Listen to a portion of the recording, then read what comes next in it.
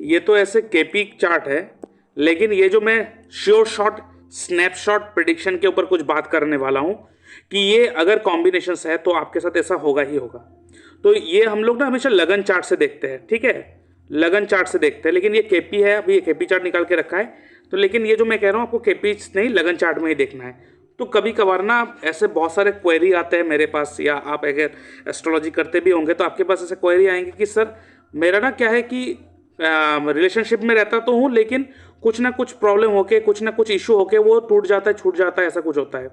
तो ऐसा क्यों होता है? देखिए, अगर किसी के कुंडली में, ठीक है, किसी के कुंडली में अगर आपने देखा कि बुध के साथ राहु है या बुध के साथ केतु है, ठीक है, तो अगर बुध का राहु या केतु के साथ रिलेशन बन जाए, कैसे मतलब राहु और बुध या केतु साथ में बैठा हो, या उसके ट्राइन में हो, या उसके सातवें घर पे हो, मतलब मर्क्यूरी यहाँ बैठा है तो यहाँ पे राहु या तो केतु साथ में कुछ ना कुछ रिलेशन बना रहा हो, या उसके ट्राइन में है, तो आप देखोगे ऐसा बंदा या बंदी जो है ना वो रिलेशनशिप में आ जाते हैं। अब यहाँ पे ट्विस्ट क्या है कि अगर आपने ये देखा ना कि बुध के साथ राहु या केतु का रिलेशन है, और अगर आपने ये देखा कि बुध या तो केतु के ऊपर जुपिटर एंड वीनस, इन दोनों में से किसी भी एक प्लेनेट का भी अगर एस्पेक्ट दृष्टि आ जाए, तो वो जो रिलेशनशिप है वो मैरिज में कन्वर्ट हो जाता है। लेकिन अगर किसी कुंडली में बुध के साथ राहु या केतु का युति है और इन दोनों में से किसी भी एक प्लेनेट के ऊपर अगर मंगल का दृष्टि आ जाए, तो आप देखोगे वहां पे झगड़ा होंगे और झगड़े के कारण वो टूट जाएगा। और उसके साथ साथ अगर आपने देखा है बहुत सारे का रिलेशनशिप में बदनामी बहुत बुरी तरह से होता है, और बदनामी जो है ना वो कौन देता है? ब्लेम, चीटिंग, चंद्रमा इज द कारक ऑफ ब्लेम एंड चीटिंग। तो अगर आपने देखा है किसी कुंडली में मर्क्यूरी के साथ राहु या केतु है, तो आप कह सकते हो तुरंत कि आपको ब्लेम या चीटिंग आपके साथ हो सकता है, और बदनामी भी हो सकता है, और वो होता भी है 100%, ठीक है। तो चंद्रमा एक तरीके से ना ब्लेम और चीटिंग का कारक है। तो अगर आप देखोगे अगर कहीं पर भी चंद्रमा किसी भी प्लैनेट के साथ युति भी बना रहा हो, तो आप देखोगे वहां पे कहीं ना किसी भी तरीके से उस प्लैनेट का कारक तत्वों को लेकर उसको चीटिंग होगा उसके साथ, या तो ब्लेम लगेगा। जैसे कि अगर वीनस के साथ चंद्रमा साथ में हो ट्राइन, तो आप देखोगे उस व्यक्ति को पैसे से लेकर चीटिंग होगा, या तो अगर लड़का है तो किसी औरत के कारण, वीनस क्या है, लेडीज है, तो एक लड़के के चार्ट में वीनस लेडीज हो गया, तो किसी लेडीज के कारण उसको बदनामी हो सकता है। तो इस तरीके का कुछ कुछ आप देख पाओगे किसी के कुंडली में। अब बहुत सारे लोग ये भी कहते हैं कि बहुत, देखिए एस्ट्रोलॉजी जब भी करते हैं हम लोग, तो वहां पे 3-4 सवाल बहुत प्रोमिनेंट होता है। पहला तो फाइनेंस का, कोई व्यक्ति आके पूछेंगे मेरा फाइनेंस कंडीशन कैसा रहेगा। दूसरा मैरिज, ठीक है, दूसरा मैरिज के बारे में पूछेंगे। उसके बाद कोई पूछेंगे आपके फाइनेंशियल पोजीशन के बारे में पूछेंगे। उसके बाद वो पूछेंगे मेरा करियर क्या है। उसके बाद वो पूछेंगे कि मेरा बच्चा जो है या बच्ची जो है वो किस सब्जेक्ट में स्टडी करेंगे। अब जो स्टडी जो है ना वो मर्क्यूरी से देखते हैं।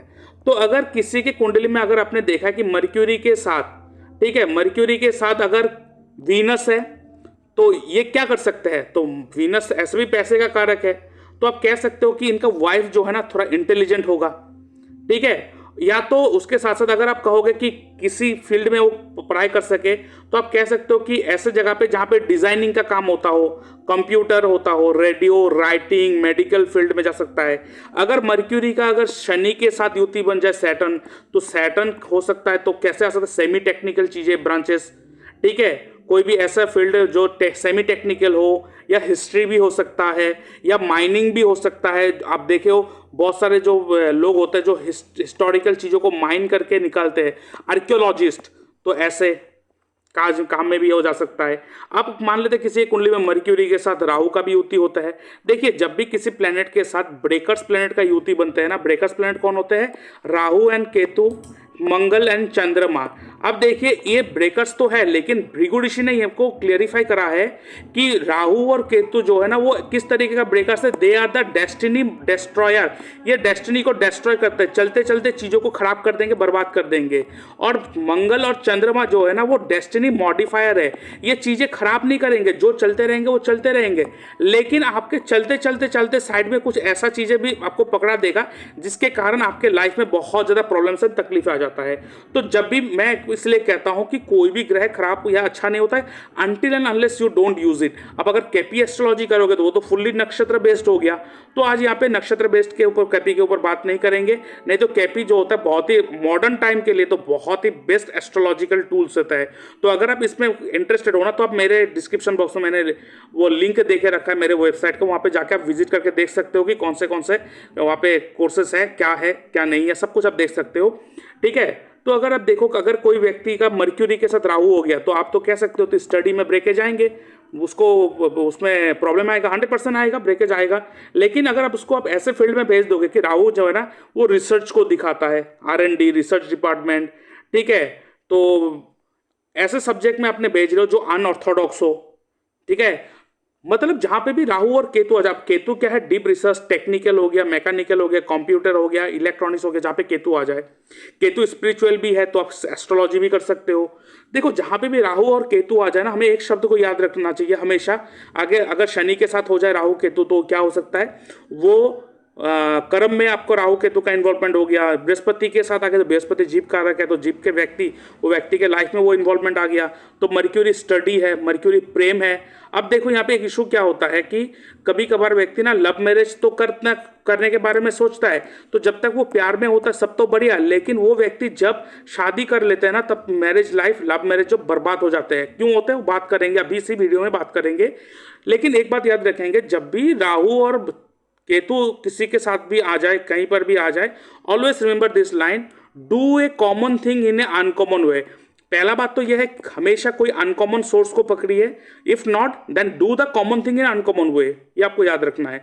तो अगर आपको मर्क्यूरी के साथ केतु या राहु आ गया तो आपको स्टडी जो है वो अनकॉमन सब्जेक्ट में करना है, ठीक है, या तो आप कोई भी कॉमन सब्जेक्ट को एज ए अनकॉमन हिसाब से लेना पड़ेगा। लेकिन अगर आप राहु केतु आ जाए तो आप कोई भी रिसर्च फील्ड, टेक्निकल फील्ड, ये सब फील्ड में जा सकते हो, ये सारा कुछ है। अब यहाँ पे मैं बात करता हूँ लव मैरिज के ऊपर। अब देखिए लव एंड रिलेशन का जो मुख्य प्लैनेट होता है वो मर्क्यूरी होता है, चाहे लड़का हो चाहे लड़की हो। अब यहाँ पे क्या होता है कि जब मर्क्यूरी के साथ राहु या केतु का युति होता है तो वो तो मैं रिलेशनशिप में आएंगे ही आएंगे, जो मैंने आपको बताया। अब यहाँ पे क्या होता है कि अब देखो मर्क्यूरी के साथ राहु है तो ऐसे व्यक्ति को, लड़का या लड़की जिसके भी कुंडली में मर्क्यूरी के साथ राहु है, राहु क्या है, मॉडर्न है। राहु जो है ना मॉडर्न है, आउटगोइंग है, बहुत चार्मिंग नेचर का होगा, मतलब वेल ड्रेस्ड होगा, सूट बूट लगा के परफ्यूम, तो ऐसे लड़का या लड़की को देखेंगे तो ऐसे भी अट्रैक्ट हो जाता है बहुत सारे लड़का लड़की, वो 100%। तो अगर मर्क्यूरी के साथ राहु है तो वह तो ऐसे लड़का या लड़की के साथ अट्रैक्ट हो जाएंगे जो बहुत ही कूल हो, बहुत ही चार्मिंग हो, अपने आप को बहुत मॉडर्न वे में अपने आप को मेंटेन करके रखता हो, एक मतलब मेकअप करके रखता हो, एक मॉडल, चलता फिरता मॉडल। लेकिन अब उनको पसंद आ गया, वो रिलेशन में आ गया। लेकिन अब वो लड़का, मान लेते हैं क्योंकि लड़का के लिए वीनस वाइफ का कारक और लड़की के लिए मंगल हस्बैंड का कारक। अब शादी के बाद तो वो मर्क्यूरी नहीं रहा अब, क्योंकि जब मैरिज हो जाएंगे तो वो लड़की वीनस बन जाएंगे लड़का के लिए, और वो लड़का मार्स मंगल बन जाएंगे लड़की के लिए। तो अब यहाँ पे आपने देखा कि मर्क्यूरी राहु के साथ था और उन्होंने एक मॉडर्न लड़का या लड़की के साथ शादी कर लिया। अब जब उनका कुंडली जब देखा आपने कि लड़के के कुंडली में वीनस के साथ केतु है, तो एक्चुअली उसको वाइफ चाहिए होगा सिंपल, हाउस ओरिएंटेड, एक सिंपल स्पिरिचुअल लड़की। अगर लड़की के कुंडली में मंगल केतु हो तो उसको चाहिए होगा कोई सिंपल सोबर लड़का जो अपने करियर के साथ साथ फैमिली को भी बहुत इंपॉर्टेंट देता हो और स्पिरिचुअल हो। बस क्योंकि उन्होंने मर्क्यूरी के साथ राहु था वो देखकर कर लिया, बस शादी के बाद वो मर्क्यूरी नहीं रहा, वो मंगल और केतु बन गया, मंगल और वीनस बन गया, बस वहां पे ही सारा कुछ खेल खराब हो गया। अब तो इन सारे चीज को ना हमें बहुत बारीक से देखना होता है। तो ये जो स्नैपशॉट प्रेडिक्शन टेक्निक होता है ना, एक तो फिलहाल तो मेरा कोर्स है ही ऑलरेडी, लेकिन इसके साथ साथ एक एडवांस भी आने वाला है, तो आपको पता चल जाएगा। तो अगर ऐसे स्नैपशॉट प्रेडिक्शन टेक्निक अगर आप सीखना चाहते हो ना तो आप मुझसे कांटेक्ट कर सकते हो, मेरे फ़ोन नंबर नीचे दिया हुआ है, और मेरा जो वेबसाइट है www.dynamicastroandvastuscience.odo.com, जो मेरे डिस्क्रिप्शन बॉक्स में लिंक देके रखा है, आप वहाँ पर जाकर भी आप देख सकते हो और मैं दिखा भी देता हूँ आपको। तो अगर आप उस डिस्क्रिप्शन बॉक्स में जाके आप क्लिक करोगे ना तो आप देख सकते हो ये वेबसाइट ओपन होके आ जाएगा dynamicastroandvastuscience.odo.com। तो आप यहाँ पे देख सकते हो, यहाँ पे फ़ोन नंबर भी है, इस नंबर पे आप व्हाट्सएप भी कर सकते हो, मैसेज भी कर सकते हो। और यहाँ पे जब आप नीचे जाओगे ना तो आप देख सकते हो ये स्नैपशॉट प्रेडिक्शन टेक्निक कोर्स है जिसमें रेमेडी भी इंक्लूडेड है, ठीक है। और उसके साथ साथ मंत्र एस्ट्रोलॉजी भी है और marriage match making astrology course भी है। फिर उसके बाद भृगुनंदी नाड़ी प्लस केपी एस्ट्रोलॉजी, यहाँ पे astro Vastu hit theory and vastu, और उसके बाद आरकेपी फार्मूला एस्ट्रोलॉजी, और उसके बाद ये जो है बेसिक टू एडवांस जहाँ पे Vedic, KP, astro Vastu hit theory, planetary alignment technique, stone selection technique, medical astrology and remedies, नवतारा चक्र पद्धति, दशा टेक्निक, दशा लगन टेक्निक, जीपीएस टेक्निक, नक्षत्र त्रिपाप चार्ट प्रेडिक्शन टेक्निक, अष्टक वर्क चार्ट प्रेडिक्शन टेक्निक, और इसके साथ टैटू एक्टिवेशन टेक्निक के ऊपर भी बात है। ये फुल कोर्स है, ठीक है। इन सारे कोर्स का ना रिकॉर्डेड वर्जन भी है, तो आप रिकॉर्डेड भी ले सकते हो। आफ्टर कंप्लीटिंग आपको कोर्स का सर्टिफिकेट भी आपको मिलेगा एज ए प्रोफेशनल एस्ट्रोलॉजर। बाकी आप देख सकते हो अगर पराशरी एस्ट्रोलॉजी भी सीखना चाहते हो तो उसका भी आप एडमिशन ले सकते हो, ग्रैंड पराशरी एस्ट्रोलॉजी कोर्स। उसके साथ साथ स्टोन सिलेक्शन टेक्निक बहुत ही इंपॉर्टेंट होता है ये चीज़, क्योंकि बहुत सारे लोगों का एक चीज़ क्या है, बहुत ही गलत जेमस्टोन रिकमेंड कर देते हैं, दैट इज़ वेरी डेंजरस। और उसके साथ साथ आप देखोगे यहाँ पे लाल किताब का भी है, उसका भी आप ले सकते हो। और आप देख सकते हो अगर आपको ना अपना कुंडली एनालिसिस करवाना है तो उसका भी आप अपॉइंटमेंट बुक कर सकते हो, जिसके लिए मैं चार्ज करता हूँ 399, जिसके ऊपर मैं आपके कुंडली का डिटेल्स लेके, उसमें सवाल नहीं लिया जाता है, सिर्फ आपके डिटेल्स को लेंगे और उसके ऊपर कुंडली का एनालिसिस करके उसका वीडियो बना के आपके साथ शेयर कर देंगे। लेकिन उसके साथ साथ अगर आपको ना सवाल है और मुझसे बात करना है तो फ़ोन कॉल कंसल्टेंसी भी बुक कर सकते हो, जिसके साथ फ़ोन में आपके साथ बात होगा और जो भी रेमेडी जो भी चीज़ होगा सब कुछ दिया जाएगा। और उसके साथ साथ जूम लाइव कंसल्टेशन भी ले सकते हो, जहाँ पे जूम पर बात होगा आपके साथ, और जो बातचीत होगा वहाँ पे सारा का सारा रिकॉर्डिंग भी होगा और रिकॉर्डिंग आपको प्रोवाइड करा जाएगा। जूम लाइव कंसल्टेशन भी आप बुक कर सकते हो। और इसके साथ साथ अगर आपका कोई मैरिज करना है बच्चा या बच्ची का और उसका कुंडली मैच करवाना है तो उसके लिए भी आप अपॉइंटमेंट बुक कर सकते हो, जिसके लिए मैं कुंडली मैच मेकिंग का जो चार्जेस लेता हूँ 910 रुपीज़ ओनली।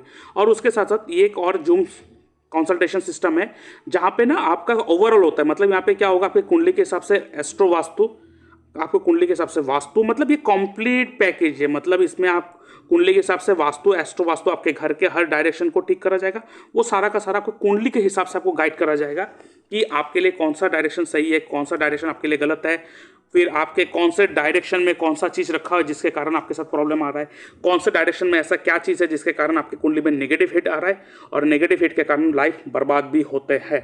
और उसके साथ आप तो ये देख सकते हो कुंडली मैच मेकिंग का वो आप ले सकते हो, और इसमें देख सकते हो कि कौन से इंपॉर्टेंट पॉइंट को मैं कवर करता हूँ व्हेन आई एनालाइज चार्ट मतलब कुंडली एनालिसिस के लिए कौन सा पॉइंट, क्योंकि मैं सिर्फ अष्टकूट मिलान करके नहीं छोड़ता हूँ, क्योंकि अष्टकूट मिलान टोटली वेग है, आज के ज़माने में कुछ काम नहीं होता है। और ये किसी को पता, आप देखो यूट्यूब में भी देखोगे तो कोई बात नहीं करता इसके ऊपर।